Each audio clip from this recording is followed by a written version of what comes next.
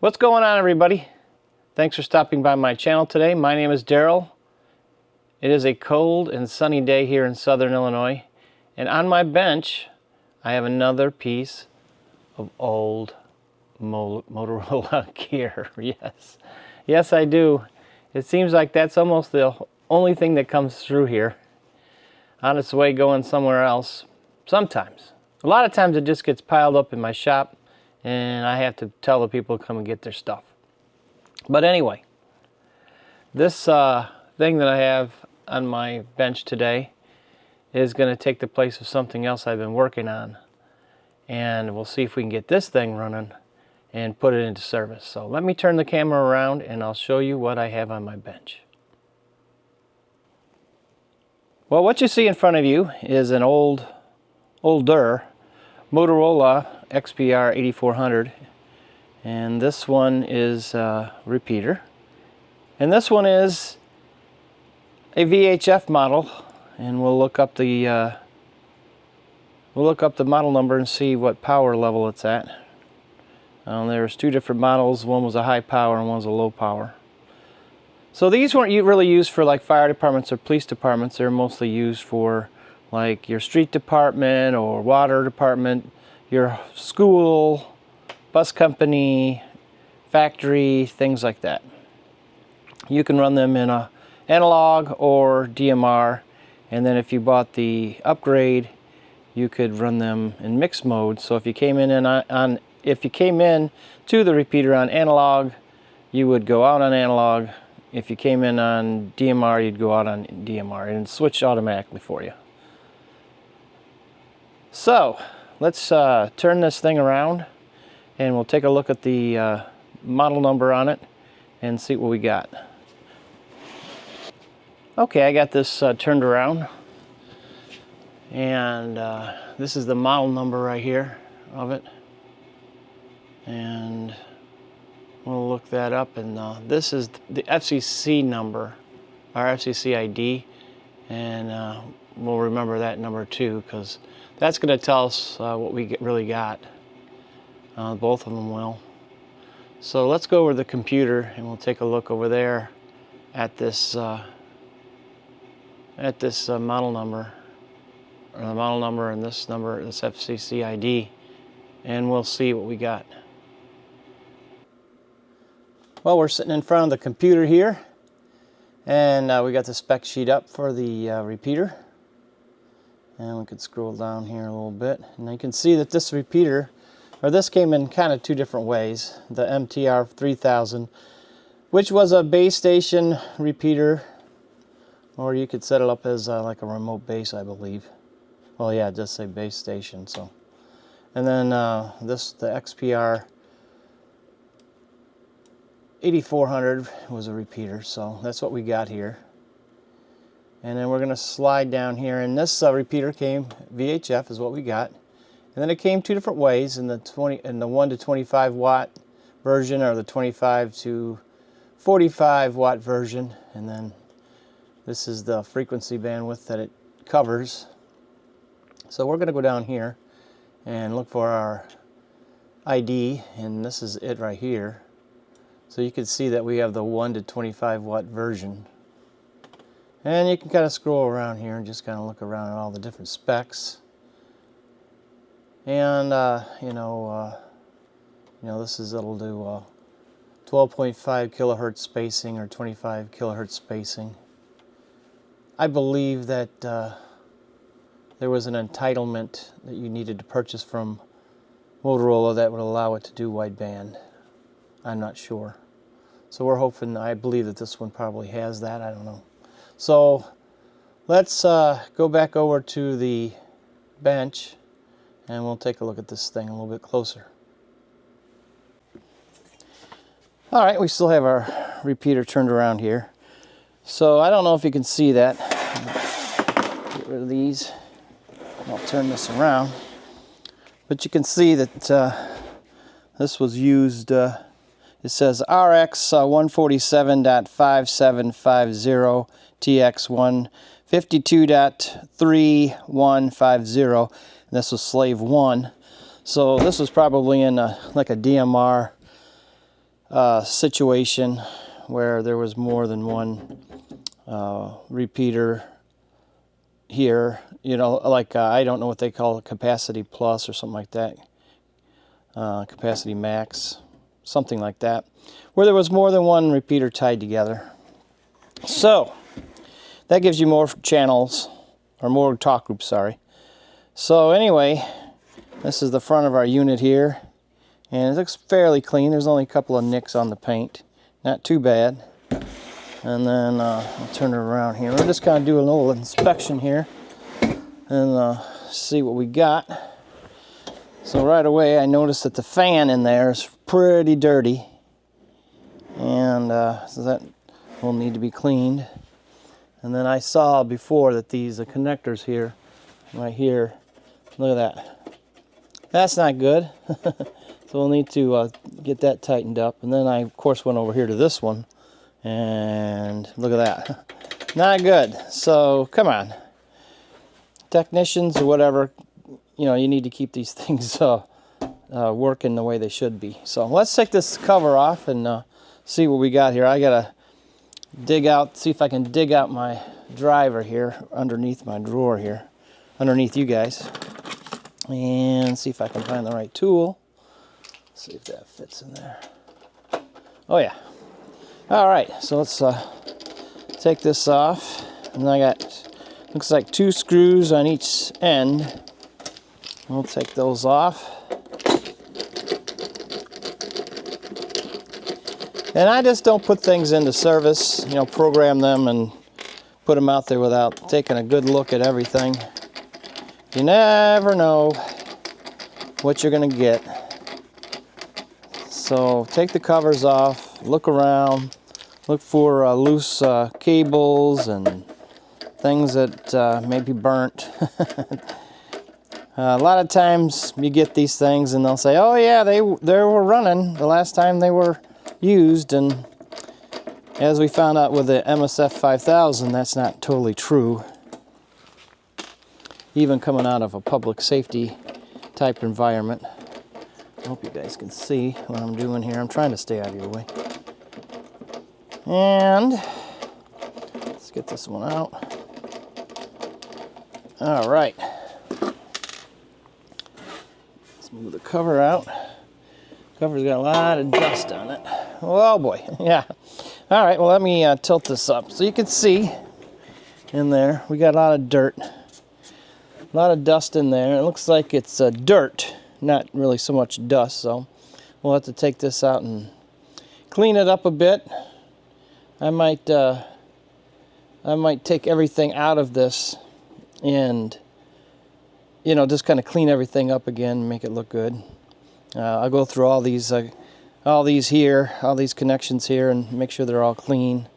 Clean the fan out.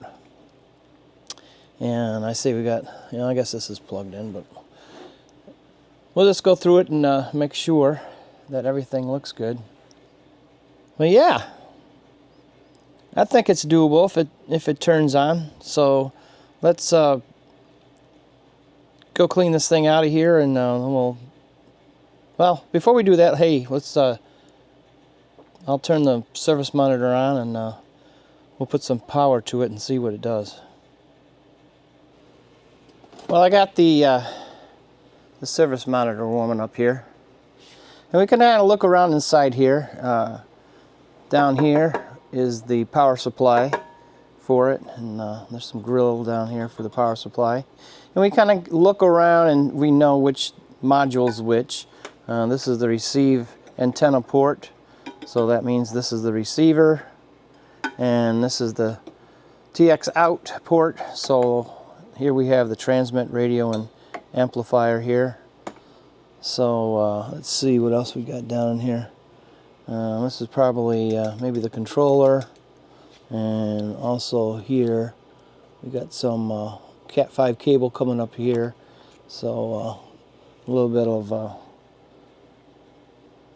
of data coming up here to the front panel down here where all the lights are at. All right, and then our fan. So I got it plugged in, so I'm going to reach around here and we'll see if it turns on. All right.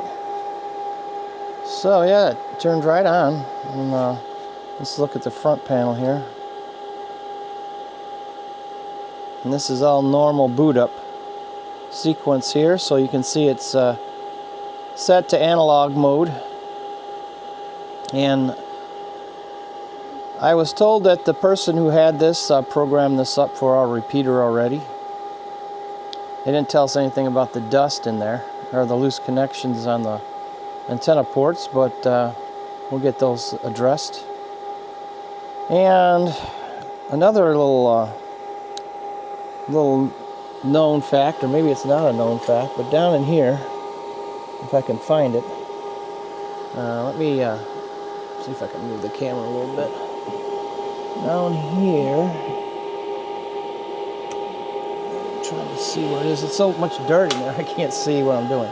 Let me see if I can one-handedly. Okay. All right, hold on. Let me change the camera. All right, I'll show you a little something about this fan here. You can hear the fan is really ramped up and blowing full blast here. You would do that if you were running something that was had a lot of talk time on it, or for some reason this amplifier was getting pretty hot, or you were running the high power version, or you had this on your bench to do some work on it. But if you didn't want it like that, and it was, you know, the noise was bothering you, you could hit the switch here, and that would turn that fan to low. Now it's barely spinning. And then when this amplifier down here would heat up, it would ramp up the speed of the fan. So whoever did put this in place wanted this fan to be running like this all the time on high. But it's kind of a, if you're working around inside the building, imagine having, if this was a slave one, imagine having 5 of these in there running with all their fans at high like that. So you can just come in here and there's a little switch. We almost can't see it with all the dirt, but the switch is right here on this board, and you can just turn it. You know, the fan's barely turning right now. I don't know if you can see it, probably not. I guess you probably can. And if I knock this towards the back of the machine, it will turn it on high, and it will stay on high all the time. It won't ramp back.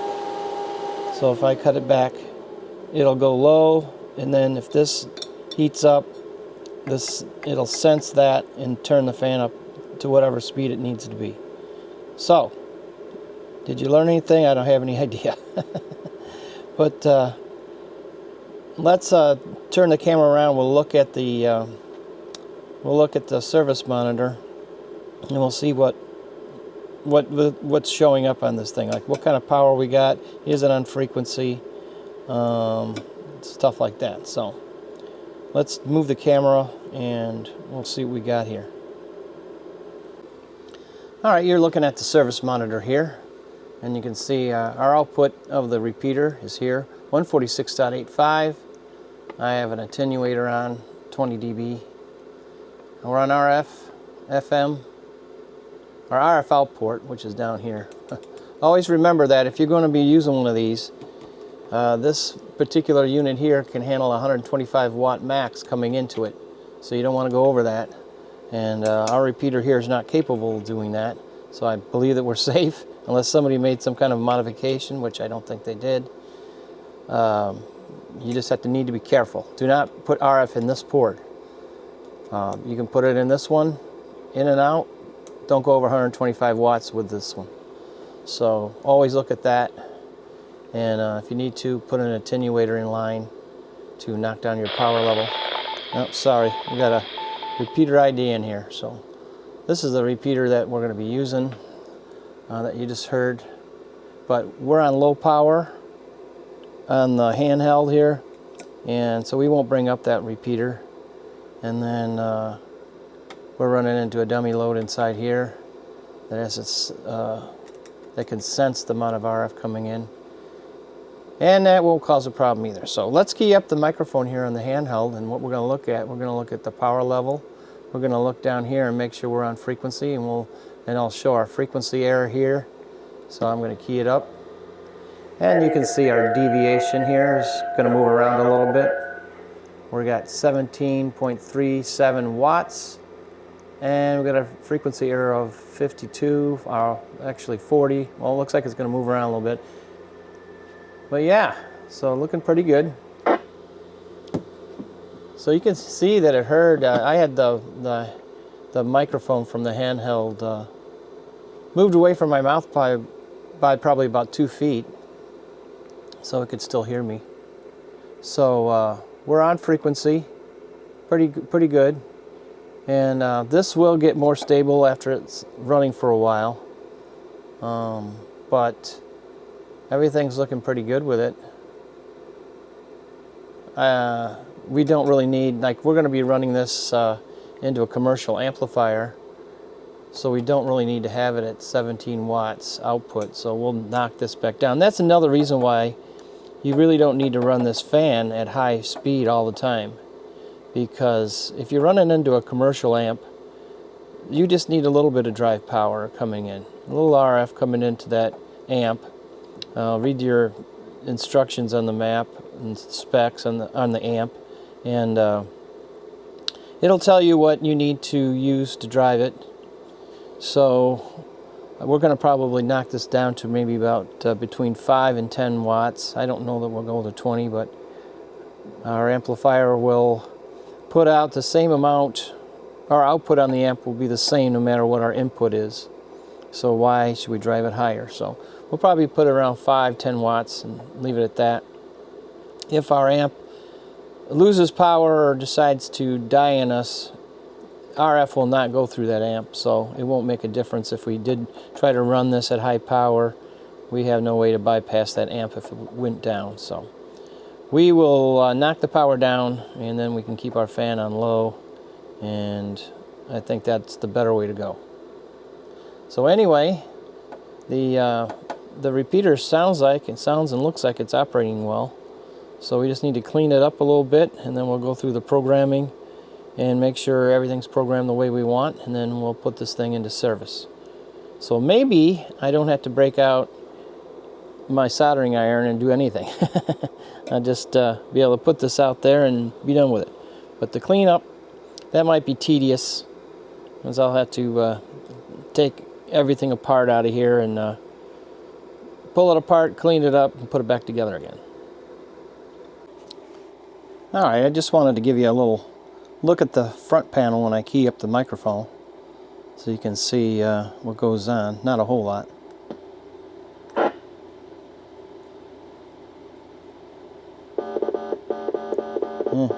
It's an interesting tone they got there. I don't know if we want it like that.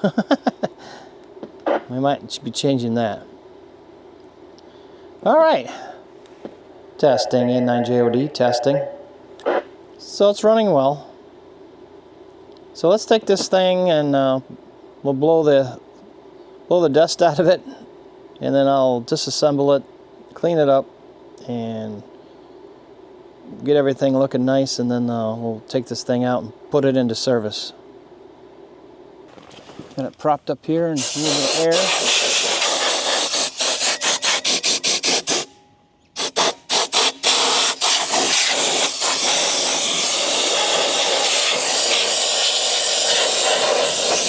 You don't want to use too much pressure on it. Just lightly blow it in there. You don't want to blow anything off the boards and knock anything, wreck anything.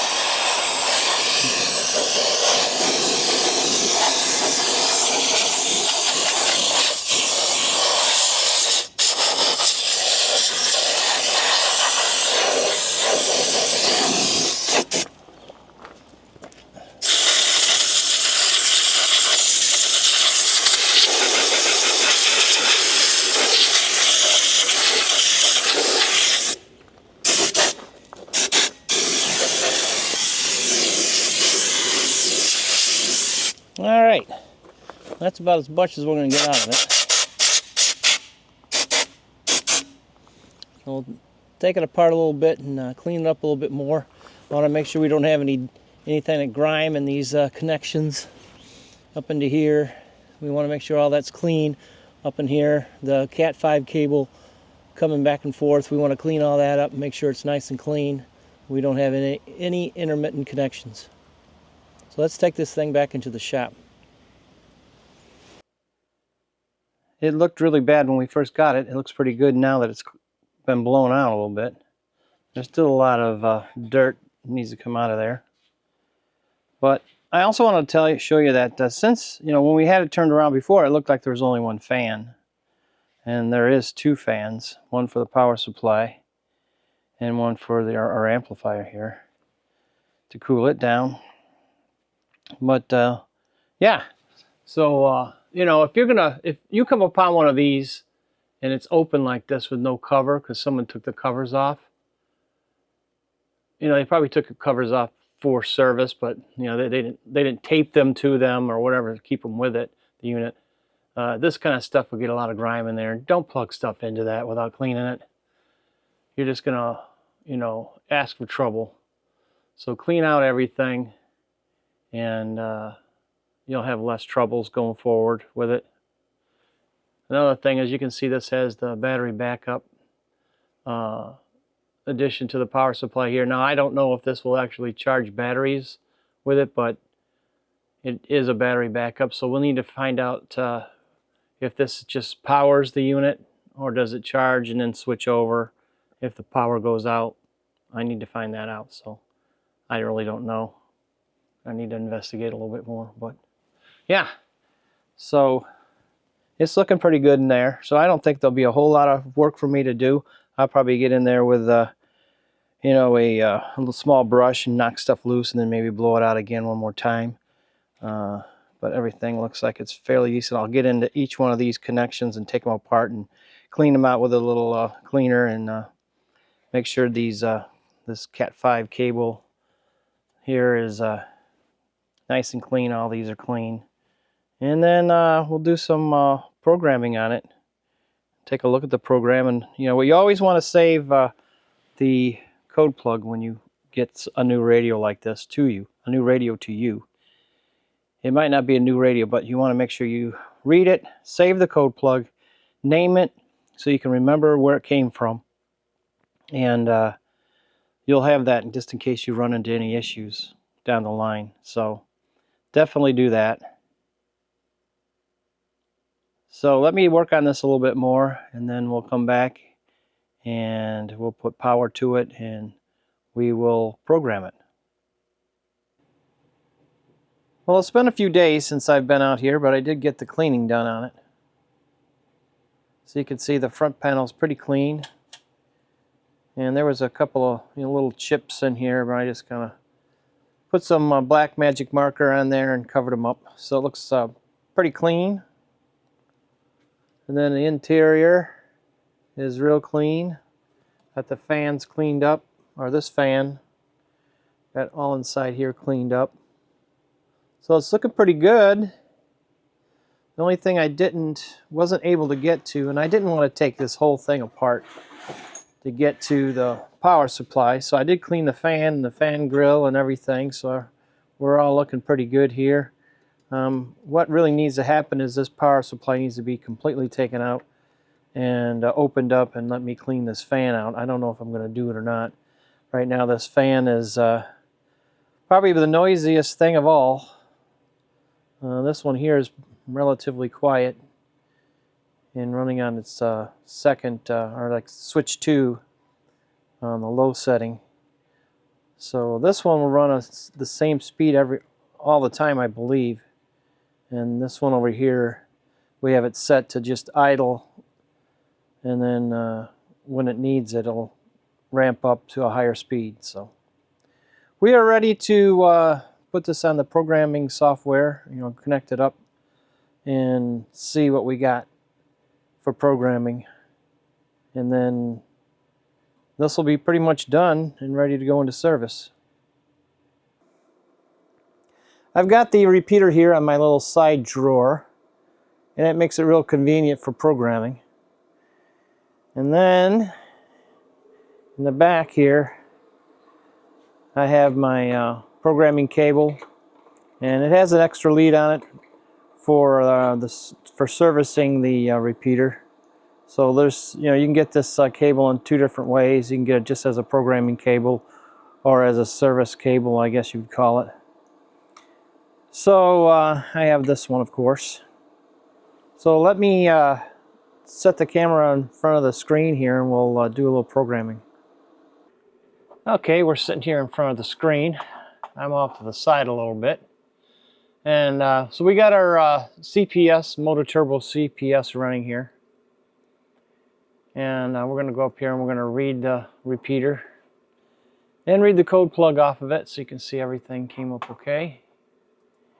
And we just kind of go through it here, and this shows us basically our model number, our serial number, firmware, the band range it can be programmed in, power from 1 watt to 30, our firmware version, code plug version, bootloader version, MAC address, and so on. All these, just like the MAC address, it can be changed. So I have come in here already and looked at this code plug once. So I see there's some things on there that I like to change. And then down here under device features, it just kind of shows you what different features you can get for the repeater, and whether they're free or whether you got to pay for them or not. So that's where we are at there. Okay, so we come on over here to the general setting, and we're going to see that we have our repeater name in there. Our number ID, radio ID doesn't matter because we're not doing DMR. And then we're going to come down here to some things that I'd like to change here. We're looking at repeater gain, power settings. Okay, here. So our commercial amp that we're going to be using is a 10 to 20 watt input is required for it, and then I'll put out 100 watts. So we're sitting at 20 already, but we know that when we put it on the analyzer, the power was 17.1 or whatever it was. So we're not quite 20, so we don't have to worry about cutting that down. But our low power, well, this is low power, and then there's DC power. So low power I'm just going to leave alone at 1 watt. DC power, when AC, this is when you're running AC, is right here for the 20 for the high power. So you're running off the AC mains, you're going to get 20 watts, but we know it's 17 actual. Then down here, the DC TX power, it's 1 watt, and we need that to be 20 watts. Or actually, we need that to be, I'm going to put that at 12 watts. Let's see, well, you know what? I think I'm going to put that at 15 watts. All right, so what that's for is, say you weren't using an amplifier and you lost power at the site, you could have this set to whatever you want. So if you had this, say you had this maxed out at 30 watts on AC power, and then when you went to DC power, you could set that at a level where you weren't draining your battery so fast, but still covering the area in which the repeater is located at. So since we're not running DMR or anything like that, and we're just going to be a standalone repeater, we're going to put this at 15 watts. And the reason why I want to do that is because our amplifier, once it loses AC power, it would drop off and it would not pass any RF through it without any power coming to that amplifier. So our amplifier is connected to our battery backup, so we don't really have that problem. But I just still like to back it off just a little bit to save some battery. Okay? And then I think that all the other settings will be fine. So let's move down here to the CWID. So every 10 minutes we want this thing to ID, and we don't want to have that on there. So I'll take that off. And then down here is our tone frequency for the CW. The 400 we found out was pretty low, so we're going to crank that up to 1000. And then our interval for the repeater is it's going to ID every 10 minutes at a rate of 20 words a minute. And we want to check this box right here, strip PL. And the reason why you want to do that is when, say you have your radio and you have it set up for tone squelch. So you have tone, and then you have tone squelch. So on your radio, if whatever's not transmitting the 88.5 tone, your radio won't hear it, okay? So when I set up tone squelch on my radio, I don't want to hear the CWID. But if I don't have this checked, whenever the repeater IDs, it will send the 88.5 tone, and I will hear that on my radio, even though I have tone squelch off. Okay, so I want to do everybody a favor and click this on. That way we don't have to listen to if you're running the tone squelch, you don't have to listen to the PL going off every 10 minutes, okay? Or, yeah, every 10 minutes. So that's what we're going to do there. Voting, we don't have to worry about that. And the microphone, we don't have to worry about that. All right, so then if we go over here on the left again, none of these we're going to worry about. Any of these things here, we're not going to worry about. This is all pretty much right the way it is. And we're going to go down here to channels, and then we're going to go here. And we can kind of look across here and see what our programming is for the repeater. So I can cruise all the way over here to the right and look at our timeout timer is 180, which is 3 minutes. So after 3 minutes, the repeater will, of somebody transmitting, it will stop transmitting after that. It will drop off. Our power is at high, which our high is 20 watts. And then, let's see, reverse burst is standard, or DPL, we have that turned off. What else are we looking at here? Just kind of looking around at different things. This is our transmit tone. Let's see here. I think that's pretty much it. So and then we can also come down here and we can kind of look at things here. And everything looks right here. Our frequencies are right. Our tone is right. So we're pretty good there. I just want to go back here just one more time and just look across here and make sure everything is the way I want it. I think so. Just looking. So we'll program it and I'll try it out when I take it out to the repeater site, and then we'll change anything that we want to, that we don't like out there. But I think this is going to work for us real well. So now I can come up here to the top to the right, and we can write to the radio, or write to the repeater. All right. So we've successfully written to the repeater. So that's about all we have to do. So we got the repeater cleaned up and we got the programming adjusted to the way we want it for now. There's always some tweaking to do. You can come down here and play with some of these numbers when we go out there. There's always things you can do. But right now I think this is pretty much set up the way we want it. And I don't really think there's anything else left to change on it. So it's looking good. Well, there you have it.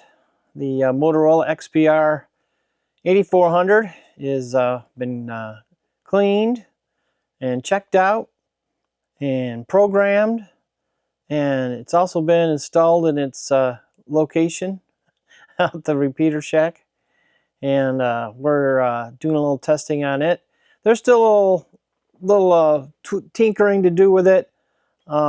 I need to look at maybe tweaking in the squelch tail on it, the hang time, and let's see what else, the hang time, and just tweaking power settings. I want it to work well with the amplifier, and we don't need to run a whole lot of drive to the amps, so maybe cutting back the power on the repeater so we can keep the repeater itself cool and let the amplifier, which is much better prepared to handle the heat, let it deal with all that, and just tweak some little settings to make it all that it can be. But it's like I said, it's in its spot, and we did that over the weekend. So today is Monday, and I think I don't remember what day I started this on, but yeah, so it's out there. So, and we're using it. So we'll see how it operates, and maybe there's some tweaking to do. I think when we put the 6-meter repeater out there, I want that connected up to the SCOM 7330 controller. So I need to make a cable for that, so I need to order some things to make a cable and get that done. And then that my aim is to get the 6-meter out in the rack, out there in the rack, and get the SCOM controller out there also. And then we will make those two things work together when it's time for the 6-meter repeater to go online. So like I said before, we are looking to upgrade our building for the shack up there at the repeater site. So we're probably going to buy a shipping container to put up there, and there'll be a heck of a lot more room and a lot nicer in there for me to work on things and hang out up there while we're doing things. So that's coming up. And what else? Oh yeah, so we have these cans behind me. They're for the 6-meter repeater. I still want to get those things tuned up just to see where the plungers lie. And we're going to do that on camera. I'm going to make a video about that. I just keep putting it off for some reason. I think it's because I have to move everything out of the way to lay these things down where I can get to them. So it's just kind of a little bit of a hassle. But I want to finish the programming on the SCOM for the 6-meter repeater, and then we'll add in another port for the XPR 8400. And then we'll be able to link those two repeaters together. And then at some point, a UHF repeater will come in, and we'll link that one too with the SCOM. So got a lot coming up, and hopefully everything will just keep moving. So I got a bunch of little projects to work on, and we'll get them done, have fun doing them. I just want to say thank you to all my subscribers, and welcome to all my new subscribers. I really do appreciate you, and I'm glad that you have come to watch my videos. That means a lot to me. And leaving the comments so far have been great, and I do like hearing from you. And you know, tell me what you guys have done with some of the things that I'm working on here, like if you have done similar things, what direction you went with those things and things like that. I like to hear that kind of stuff, you know, tips and tricks. Like somebody left me a comment about the MSF 5000, and definitely is something that I'm looking into too. So there's a lot of wealth of knowledge out there, and if you have any on these projects, I'd like to hear that. Because like I said before, I'm no pro at any of this stuff. I'm just like you, and you know, I learn a lot of it as I go, and you know, there's a lot of mistakes that can be made, and sometimes we have a good breakthrough, stuff like that. But I just want to say thank you for being here, and thank you for the comments, and thank you for subscribing. And until next time, you guys have a good one.